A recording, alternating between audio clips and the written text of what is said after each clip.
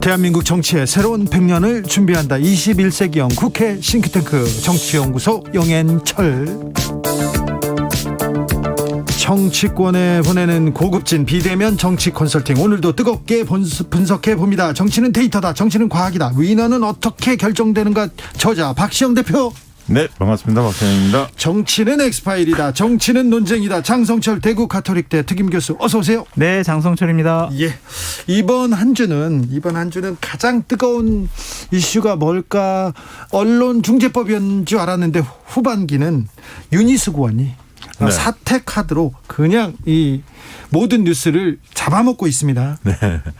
아니, 사실 첫날 그렇게 이제 뭐 사퇴 얘기가 갑자기 나왔잖아요. 그렇죠. 밤에. 강수. 그리고 이거 뭐지? 그 다음날 이제 그 기자회견을 보니까 네.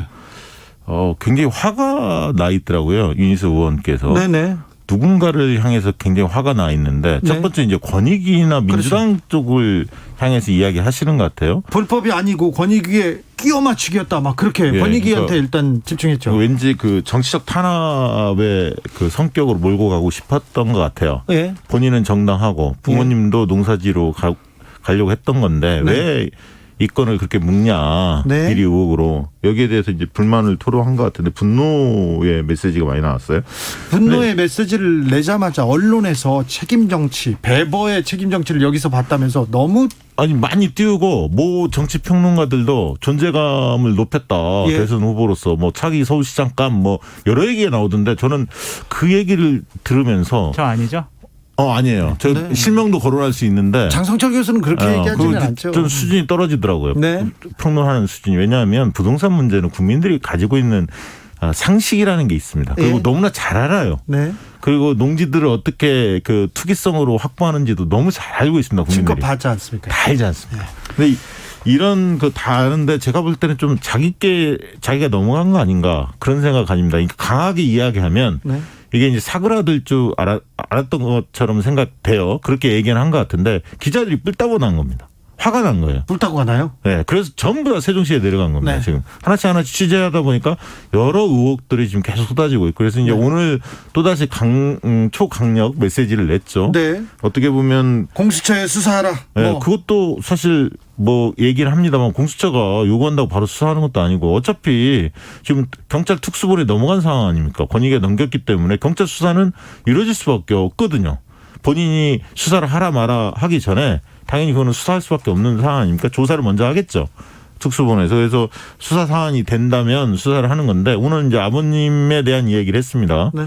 어떻게 보면 가족의 이런 것을 강조했죠. 아버님 옆에 서 있겠다 이런 얘기를 하는데 아버님 인터뷰를 보고 내가 부모님을 너무 몰랐구나, 너무 떨어져 있었구나, 자괴감이 들었어요. 근데 이제 사실 원래 총선에 나오면 후보자들이 부모에 대해 직계 좀비속에 대해서 재산 신고 관련해서 하게 돼 있는데 고지 거부도 할 수 있습니다. 근데 윤희숙 의원은 고지 거부를 했었습니다. 그리고 국회의원이 되신 이후에도 고지 거부를 했거든요. 부모님과 관련해서는.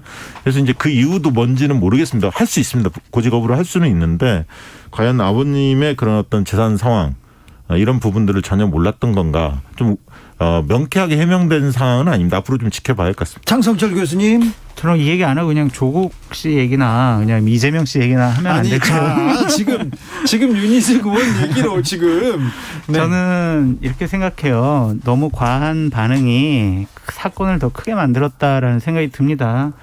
아버지가 좀 농지법을 위반했고 투기를 한 것 같습니다. 정말 죄송합니다. 근데 제가 사전에 알았다거나 제가 KDI 근무했을 때 사전 정보를 아버지께 알려드려가지고 아버지가 내부 정보를 이용해서 샀다거나 그런 건 아닙니다. 이미 권익위에서 이렇게 문제 제기를 했고 국수본에서 수사를 하고 있으니 수사 제대로 받아보고 제가 떳떳하다라는 것을 증명해내겠습니다. 심려를 끼쳐 죄송합니다.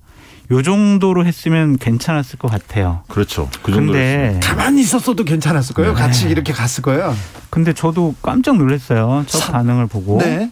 그래서 저도 이제 그 권익위의 문서를 보고 윤희숙 의원 되게 억울하겠다라고 생각을 했었는데 네. 누가 봐도 네. 70대 후반의 어떤 아버지가 연고도 없는 세종시에 땅을 샀다라는 것 자체가 세종시가 또 비싸잖아요. 네, 많이 올랐잖아요. 오르고 또. 근데 그게 좀 정상적이진 않잖아요. 연고가 없지요. 저 윤희숙 의원 서울 출생이고 아버지는 부산 출신입니다. 네. 어머니는 김해 출신이고 세종시하고는 연고가 없어요. 되게 그런 경우에 땅을 샀을 때 8년 동안 작용을 하잖아요. 자기가 농사를 지면 양도세가 팔 때 네. 면세가 됩니다. 그걸 대부분 투기하신 분들이 노리는 겁니다. 아 그래요? 뭐 아버님이 자식들을 사랑하는 마음에 재산을 좀 물려주고 싶어서 많은 재산을. 합법적인 내에서 네. 이용한 것이 아니냐라고 볼 수가 있는데 네. 그래도 이제 말꼬리 잡기식으로 윤희숙 의원을 공격하는 것은 또 부적절한 것 같아요. 아니 그러니까 이게 처음에 사실 저는 원인은 처음에 이준석 대표였던 것 같아요. 왜냐하면 이준석 대표가 일부는 뭐 탈당 권유, 일부는 별 문제 없다 이렇게 당에서 기준을 후보 당사자들 해명만 가지고 그렇게 결론을 내릴 수 있는 것인가에 대해서 의구심이 들어요. 왜냐하면 이 자체가 억울한 사람이 있을 것 같다 들어보니 이 정도 선회만 하고 다만 경찰 합수본에서 이거 특수본에서 이거 빨리 그 조사 수사해서 억울한 사람들 누명을 벗겨달라. 뭐 예를 들면 이렇게 메시지만 했으면 그런 정도 선에서 넘어갈 수가 있었는데 민주당도 다 뭐 탈당한 게 아니지 않습니까? 권유를 했지만 뭐 이렇게 하면서 넘어갈 수 있었는데 너무 정색을 하고 이 사람은 죄 없고 이 사람은 죄 있고 그렇죠. 면죄부를 줬어요. 윤희숙은 문제가 없다 이렇게. 네, 그러니까 그런데 문제 없다는 사람이 갑자기 사퇴 발언을 하니까 이건 뭐지? 이렇게 된 겁니다. 유호진님께서 윤희숙은 총대를 맨 겁니다. 나머지 11명의 의혹을 다 덮어주기 위해서 이런 논리는 또 처음이시죠. 그건 좀 3840님께서 불법적 투기자들이 염치 없이 버티고 있는데 그들은 왜 비판하지 않나요? 책임지려는 것은 인정합시다 얘기하셨고. 주 PD님 저 좀 물타기 좀 하면 안 될까요? 물타기요? 네. 어떤? 그러니까 민주당은 윤희숙 의원을 비판할 자격이 없어요. 민주당은요? 네, 왜냐하면 권익위에서 처분받은 의원들 탈당계 받아놓고 처리를 하지 않고 있습니다. 애써 감싸고 옹호하는 거다라고 말씀드릴 수가 있고요. 문재인 대통령 양산 사저도 농지법 위반이 있습니다. 그리고 이해찬 대표 전 대표 세종시 IC 근처에다가 요지의 땅을 샀어요. 상당히 폭등해 있습니다. 이런 분들이 어떻게 윤희숙 의원을 저렇게 비판하고 공격할 수가 있는지 저는 그거는 부적절하다고 봐요. 만약 박시영 대표님이나 저 같은 사람은 윤희숙 의원을 당연히 비판할 수 있지만 네, 일반 사람들도 자기네 사람들은 옹호하고 비리도 감춰주고 막 그 잘못한 거 없다고 해놓고 어떻게 윤희숙 의원한테만 저런 식의 엄격한 잣대를 들이댈 수가 있느냐. 근데 이건 윤희숙 적절치 의원이 않아요. 그동안에 너무 독설을 많이 했어요. 여당 의원들 그런 유사한 형태. 그래서 양이원영 무소속 의원도 그런 기자회견까지 하게 된 겁니다. 그리고 저는 어떻게 생각하냐면 이번 그 기재에 KDI가 이야기가 이제 도마에 올랐지 않습니까? 네네. 예비 타당성 조사를 하고 있고 그 부분에 대한 판단하고 있기 때문에 굉장히 중요한 기관인데 많은 분들이 원래부터 KDI 쪽의 직원들도 임직원들도 다 부동산 전수조사 해야 하는 거 아니냐. 투기 예, 예. 전수조사 이 얘기가 나왔었는데 이번에 이 문제가 수면 위에 올랐기 때문에 이거 해볼 필요가 있다. 그 생각도 들고요. 그다음에 재산 공개 대상으로 임직원들 들어가야 하는 거 아닌가. 네. 이 법 개정 사안이 아닌가 이런 생각까지 듭니다.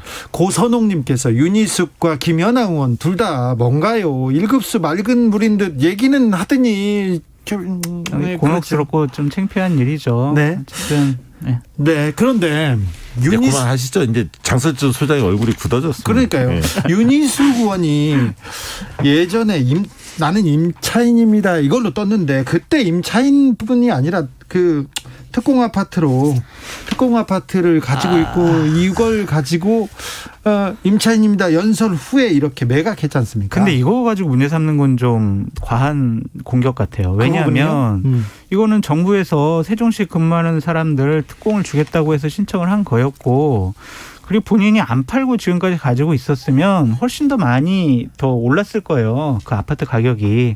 그런데 팔았잖아요. 자기가 이제 여러 가지로 뭐 임차인 그 발언 때문에 여러 가지 얘기를 들으니까 이 부분 다 정리했거든요. 근데 이제 그걸 가지고 그때 그분이 실수를 한 게 뭐냐면 원래 원고에는 알아요. 저는 임대인이면서 임차인입니다. 이렇게 원래 원고는 본인이 썼다고 해요. 네. 근데 이제 발언할 때 임대인을 빼니까 이건 거짓 아니냐. 본인이 집을 두 채를 가지고 있었는데 서초에는 지금 현재는 전세를 살고 있으니까 임차인은 맞지만 임대이면서 임차인이거든요. 근데 네. 마치 본인은 전세로 사는 사람 그거 뭐 집은 없고 그렇게 사람들한테 읽혀졌기 때문에 많은 분들이 환호를 했던 거예요. 아니, 네네. 그래서 24시간도 안 돼서 다 고쳤다고 하잖아요. 아니, 그래도 임차인만 남았잖아요. 발언에 굉장히 신중을 기해야 돼요. 자, 윤희석 의원이 자, 사과 대신 사퇴를 택했고 오늘 또 정치적 승부수를 던졌습니다.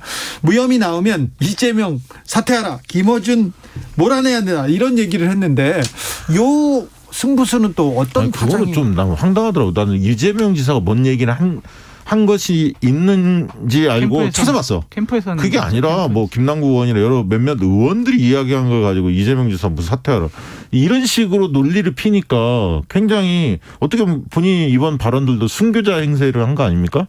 처음에 만약 피해자 코스프레 이런 얘기 비판을 받는 이유가 바로 발언에 대해서 이분이 좀 과도한 발언들을 너무 많이 하세요.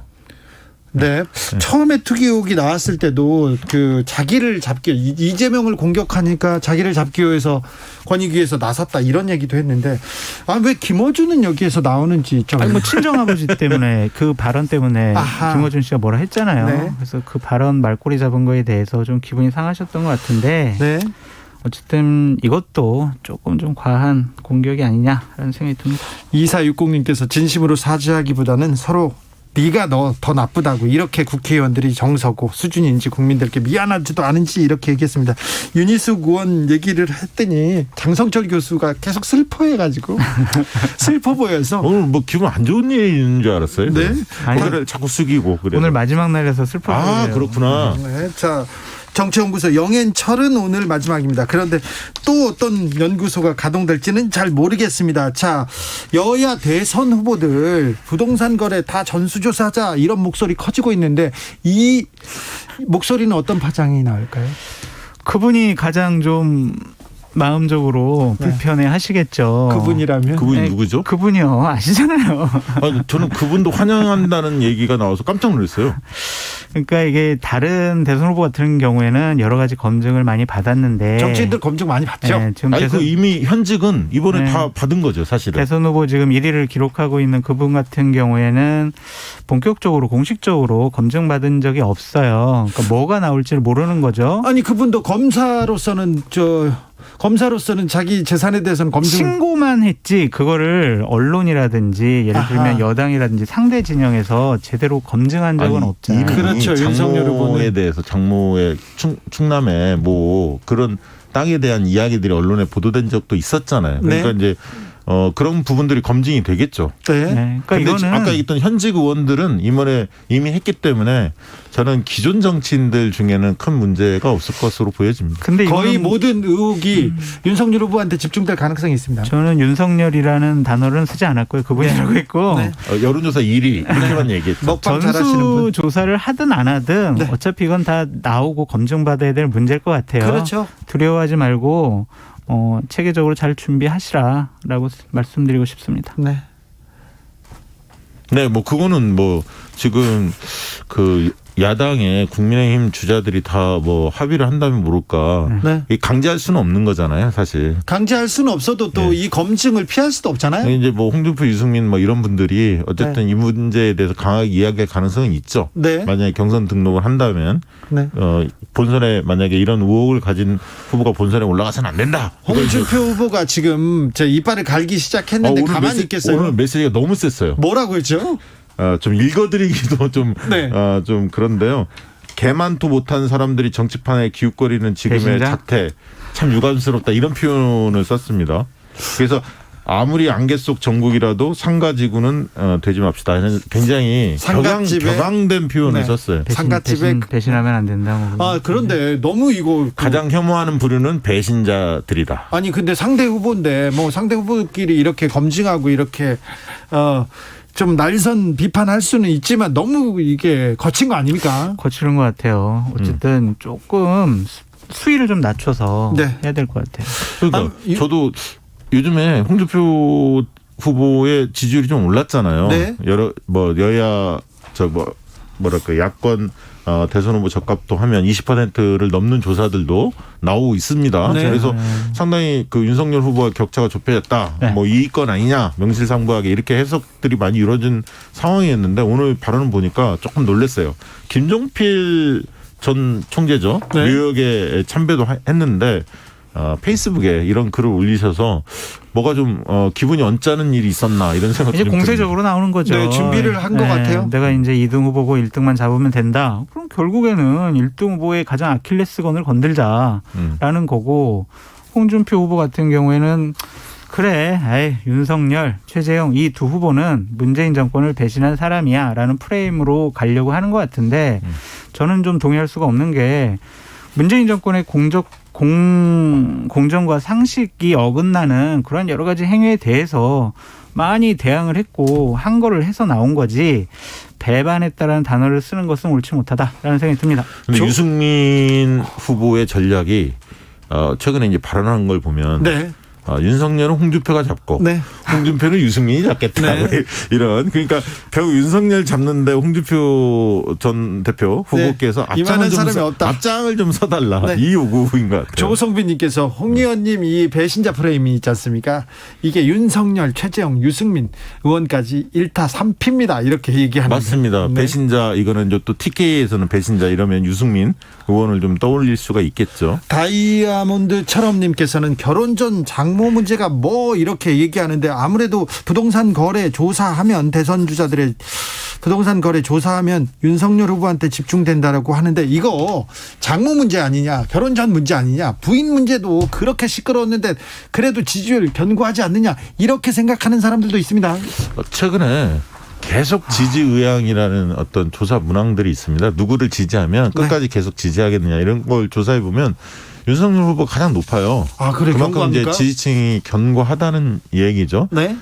다른 후보를 지지하기는 아직 그 윤석열 후보 지지층들이 볼 때 좀 이렇게 다른 후보한테 아직 눈길은 안 가는 것 같아요. 현실적으로 정권 교체를 위해서는 윤석열 후보가 좀 버텨줘야 한다, 이렇게 좀 보는 것 같아요. 그분들의 마음속에는. 그래서 여러 악재들이 많이 있었음에도 불구하고 최근에 지지율이 네. 빠지진 않았습니다. 그리고 여권 쪽에 좀 악재들이 쌓이면서 반사이익을 거둬서 소폭 상승한 조사 결과도 좀 나오고 있거든요. 그래서 결국 윤석열 후보의 지지율 문제는 당분간은 갈 것 같고요.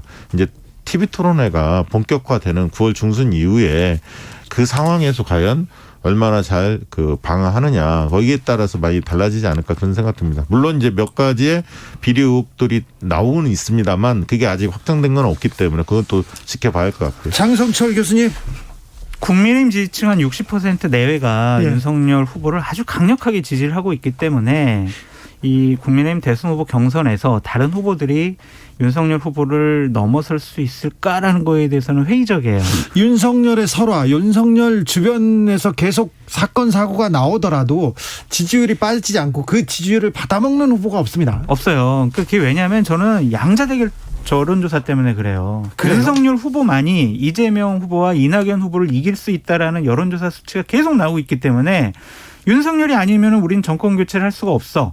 그러니까 우리는 윤석열 후보가 약간 실수를 하고 뭔가 좀 비리가 나와도 우리 윤석열을 지켜야 돼라고 해서 공고해 주는 것 같아요. 윤석열이 이재명한테 밀리는 여론조사도 많이 나오는데요. 네, 나오고 있지만 다른 후보들 같은 경우에는 훨씬 더 뒤떨어지잖아요. 비교가 안 되니까. 네, 그 지점은 분명히 중요한 지점이고요. 그게 제일 국민의힘 지지층이 윤석열 후보에게 집착할 수밖에 없는 근데 이유다. 이게 이제 고민하셔야 할 건 뭐냐면, 나중에 뭐 윤석열 후보 지금보다 지지율 더 올라갈 수도 있지만 만약에 의혹들이 많이 쌓이잖아요. 그러면 의혹 있어요? 아니, 의혹들이 많이 쌓이면 어떤 현상이 벌어지면 지지율은 단기간에 팍 떨어지진 않지만 지지 강도가 약화되고요. 특히 이제 스윙 보터라고 하는 유보층들이 유심히 지켜봅니다. 그게 되게 15%에서 한 20% 정도를 유권자 차지하거든요. 이 층은 유심히 보고 있죠. 지금이야 표심을 결정하지는 않지만, 그래서 악재가 계속 쌓이면 버틸 수는 없습니다. 그래서 아니 자꾸 악재 쌓인다고 그러세요. 아니, 아이. 쌓인 단면 했지, 제가 쌓인 다 이러지는 않았잖아요. 네. 김종현님께서 이명박 때 새빨간 거짓말입니다, 이 건을 미뤄볼 때 TV 토론해도 윤석열 지지율 그거는 빠집니다, 아주 이렇게. 단견입니다. 왜냐하면 2007년은 이명박 대통령 후보가 압도적으로 우위에 있었고요. 네. 누가 봐도 세력 선호도가 야권 쪽으로 넘어갈 수 있는 세력 선호 현상이 있었기 때문에 실수가 있더라도 그거를 감싸 안을 수 있는 분위기가 되지만 지금은 여야 간에 팽팽하거든요. 2007년 성립이 안 됩니다. 2007년 대선 때 네. 대선을 6개월 앞두고 이명박 후보의 지지율이 40%를 넘어가지고 50% 가깝게 갔었어요. 6개월 전에. 다른 그 당시에 이제 여당 후보분들은 비교가 안 됐어요. 그래서 뭐 그 당시에 이제 새누리당이었나? 네. 새누리당 후보 경선이 결국에는 대통령 거기서 뽑히는 사람이 대통령이다. 이런 얘기가 나왔었거든요. 1위가 이명박 후보였고 2위가 박근혜 네. 후보였는데 20% 후반이었고. 네, 그렇죠. 그랬으니까 그때하고 좀 비교가 달라요. 좀 다릅니까? 지금은 2012년 대선하고 비슷하죠. 그 당시에 문재인 박근혜 팽팽했지 않았습니까? 실제로 대선 결과도 3%. 근소한 차이로 결론이 났거든요. 그럴 가능성이 높죠, 이번 대선. 2017년 대선 때도 대선을 6개월 앞두고는 대선 후보 지지율 1위는 반기문 후보가 달리고 있었어요. 그러나 그때는 이제 탄핵이라는 변수가 발생을 했고요. 네. 실제로 이제 그 과정에서 촛불 집회 뭐 등등등 여러 가지 변수가 있어서 판이 맞습니다. 문재인 후보 쪽으로 넘어갔었죠. 홍준표 후보가 추석 전후에 골든크로스 이루겠다. 이제 홍준표 타임이야. 이렇게 얘기하더라고요. 저는 그 추석 전에는 힘들 것 같고요. 네. 다만 그 TV 토론이나 여러 과정에서 홍준표 후보에게 한두 번의 기회는 반드시 온다고 봅니다. TV 토론 때. 예, 그러니까 TV 토론이나 또 윤석열 후보의 혹시 비리 의혹이 상당히 뭐 정황이 드러난다든가 네. 이렇게 된다면 홍준표의 입이 더 열리게 돼 있거든요. 아니, 저는 한두 번의 기회는 반드시 온다고 봅니다. 그러니까 TV 토론이 대략 한 20번 정도 예상되어 있어요. 네. 11월 9일까지. 그때 이제 우리 홍준표 후보나 유승민 후보가 얼마나 많이 잘 공격할 수가 있느냐, 윤석열 후보는 얼마나 잘 방어할 수 방어하고 있는, 네. 대응할 수 있느냐, 그 재미있는 관전 포인트 같아요. 그렇습니까? 국민의힘 선관위원장 정홍원 체제가 출범했습니다. 정홍원 체제에 대해서는 거의 좀 이견이 별로 없는 것 같아요. 그런데 경선 룰 두고 또 네. 신경전이 시작될 거 아닙니까? 그 변수가 될까요? 그러니까 여론조사 비율하고 역선택 조항을 넣느냐 안 넣느냐가 네. 문제인데, 유승민, 홍준표 후보는 역선택 조항 넣으면 안 된다라고 얘기를 하고 있고, 하태경도. 네, 다른 후보들 같은 경우에는 이건 뭔 소리야라고 하고 있는데, 국민의힘 계열 보수정당에서 여태까지 대선 후보를 뽑는데 역선택 방지 조항을 넣은 적은 없어요. 지금껏. 네. 지난번 당대표 선거 때 이준석 대표가 뽑혔을 때는 나경원 후보나 이런 분들이 강하게 주장을 해가지고 역선택 조항이 들어갔거든요.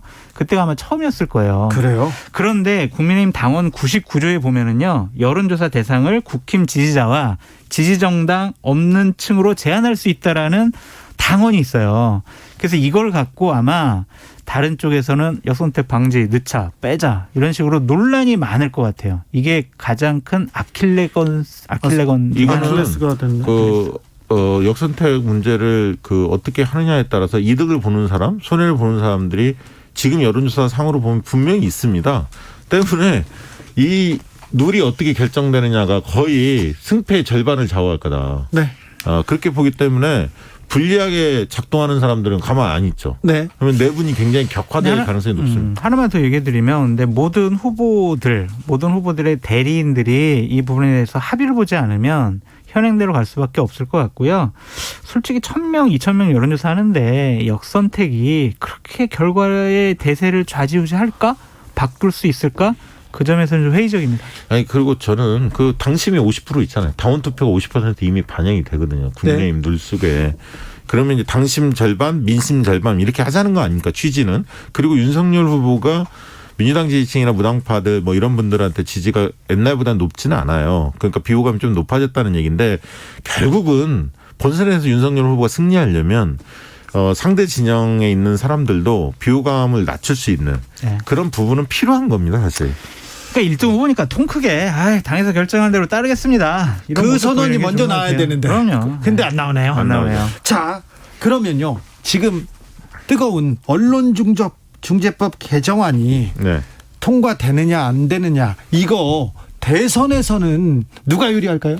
지금 그 민주당 입장에서는 여론조사 상으로는 국민 여론은 통과시켜야 한다는 여론이 높습니다. 근데 계속 그 수치가 떨어지고 있어요? 네, 그거는 왜냐하면 뭐 정의당도 반대한다고 그다음에 네. 언론에서 언론도 반대하고 일제히 또 각 언론의 논조가 비판적인 논조 일색 아닙니까? 그러다 그러면서 보니까 영향을 계속 좀 받는 건데 시간이 길어지면서 이 다음 주 월요일날 통과는 안 돼요. 왜냐하면 필리버스터를 그 야당이 하게 되면 다음 달로 넘어가게 돼 있습니다. 그래서 어떤 현상이 벌어지냐면 다음 달 첫 번째 본회의 때 투표를 하게 돼 있거든요. 근데 이제 민주당은 필리버스터보다는 전원위원회를 주장해요. 왜냐하면 전원위원회라면 300명이 상임위처럼 각자 찬반 토론도 하고 전문가 불러서 예를 들면 언론 관계자들 다 불러서 듣기도 하거든요. 그러면서 또 수정안이 나올 수도 있어요. 그럼 누구한테 유리해요?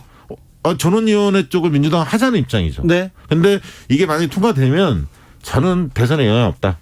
지금 시점에 통과되는 건. 저도 대선에 영향이 별로 없을 것 같아요. 왜냐하면은 시행이 4월 달부터거든요. 대선 네. 끝나고 그러한 시행일도 문제인 것 같고 일단은 이 부분이 국민들이 나한테 언론중재법이 어떠한 영향이 있을까? 체감을 못 하시는 것 같아요. 네. 근데 전 여론조사를 우리 박시영 대표님 부탁드리는데 공정하게 했으면 좋겠어요. 그러니까 예를 들면 지금 여론조사는 가짜 뉴스로부터 국민을 보호하기 위해서 언론중재법을 개정하고 있습니다. 찬성해요, 반대해요? 그러면 찬성의 논리가 네. 언론사의 자유를 최대한 보장하기 위한 거지 네. 언론의 자유를 보장한 건 아니에요. 근데 아니 여론조사를 지금 그러니까 그렇게 하잖아요. 찬성의 논리도 네. 지나치게 그 확대해서 보기 문항에 넣는 경우도 있어서 제가 말씀드리는. 아니, 그러니까 이제 그런 문항도 넣고 아니 반면에 언론의 자유를 침해할 수가 있다. 그리고 이런 개정 찬성하느냐 이렇게 같이 넣어봤으면 아니 저는 좋겠어요.